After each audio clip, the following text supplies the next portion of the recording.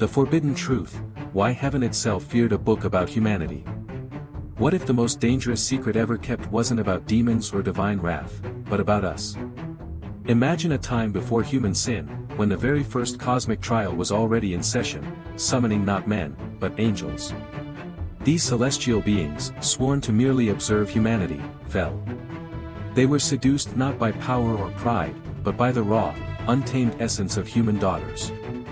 Their fall shook the heavens, birthing giants and gifting forbidden knowledge. Yet, when the highest court convened, the sole witness wasn't an archangel, but a single mortal man, Enoch.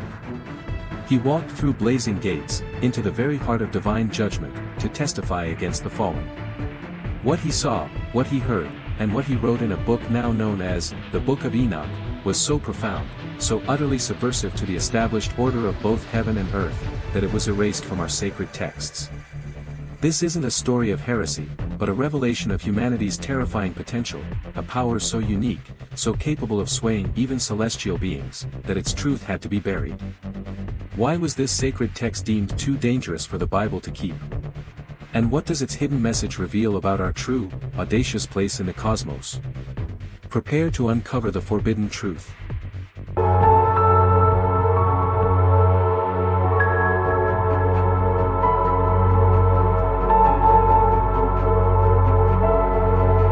What if the very first courtroom didn't rise from stone on earth, but from light in heaven? Before a single human stood trial for sin, an older case was already in session, one that summoned angels, not men. These weren't frail spirits or naive newcomers, they were the watchers, celestial guardians tasked only to observe. Yet temptation blazed brighter than their duty. Enamored by the daughters of humanity, they crossed the line, gifting forbidden knowledge and siring giants, the fearsome Nephilim. Their defiance wasn't a slip, it was a declaration of war on heaven's order. So the highest court convened. No jury. No appeals. Only judgment. One lone witness was summoned, Enoch. A mortal, plucked from earth not in spirit, but with the very scent of humanity clinging to him, planted before trembling seraphim. He heard the verdict that still reverberates through eternity, you will have no peace. The Book of Enoch wasn't hidden because it lied, it was buried because it spoke too loudly about us. If God would judge angels for their failings, what hope, or what terrifying potential, does that spell for humanity? The book that knew too much. In the East, Enoch was never forgotten. While the West buried his words beneath doctrine and dust, the East preserved them. This wasn't a mere scroll, it was a cosmic archive. Visions. Dreams. Prophecies. Angelic hierarchies. Celestial wars. Enoch didn't just comment on Genesis, he cracked it wide open. Where Genesis gives you 4 verses about the Watchers, Enoch delivers 4 chapters. Genesis says, Enoch walked with God, and he was no more. But Enoch's own writings tell us where he walked, through blazing gates, past walls of flame, straight into the courtroom of the Most High. And that's what made this book dangerous. It didn't suggest heaven was real, it mapped it. It didn't whisper about the fall of angels, it named them, exposed their crimes, and recorded their sentences. It stripped the veil from the unseen and revealed the machinery of divine justice.